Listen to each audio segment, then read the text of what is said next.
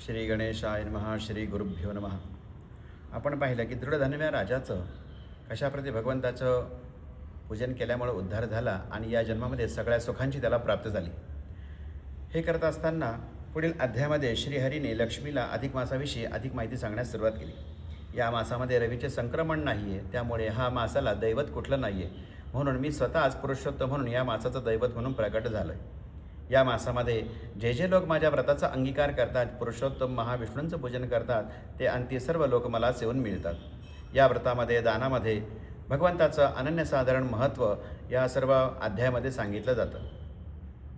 पुरुषोत्तमाची सेवा करणं, गोसेवा करणं, ब्राह्मण सेवा करणं, संत सेवा करणं, दान, व्रत, तीर्थस्नान इत्यादी आचरण करणं हे भगवान पुरुषोत्तम महाराजांच्या अतिशय जवळ घेऊन जाणारे सगळे साधनं आहेत.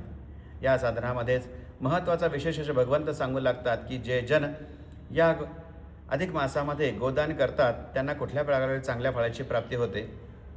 गोदानाचं विशेष महत्त्व सांगताना भगवंत म्हणतात, मुखामध्ये लक्ष्मी राहते, तीर्थामध्ये गोमूत्र म्हणून जे आपण मानतो त्याच्यामध्ये प्रत्यक्ष नर्मदा, गंगा आदी नदींचा वास आहे. अनेक ब्रह्मादी देव या शरीरामध्ये व्यापून उरले आहेत. शृंगामध्ये यमादी देव वास करतात, अंगामध्ये लक्ष्म्यादी सर्व देवता वास करतात. अशा या पवित्र गायीच्या ठिकाणी वास करणाऱ्या देवतांच्या सहित आपण जेव्हा गोदान करतो तेव्हा प्रत्यक्ष या पृथ्वीदानाचं फल ठिकाणी सांगितलं जातं.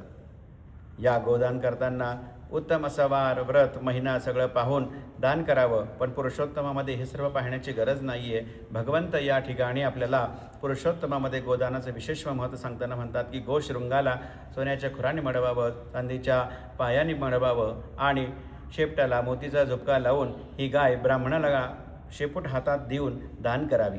उदक सोडताना ही पुरुषोत्तमाच्या प्रीतीस्तव मी दान करतो म्हणून असा संकल्प जे लोक करतील ते प्रत्यक्ष पुरुषोत्तम भगवानच्या लोकाप्रती प्राप्त होतात. असा हा गोदानाचा उत्तम महिमा भगवंतांनी या अध्यायामध्ये सांगितला. या पुरुषोत्तमाची कृपा प्राप्त होण्यासाठी आपण विष्णुयाग आणि गोदान हे अवश्य करावं असं या अध्यायाचं महत्त्व आहे. पुरुषोत्तम भगवान की जय.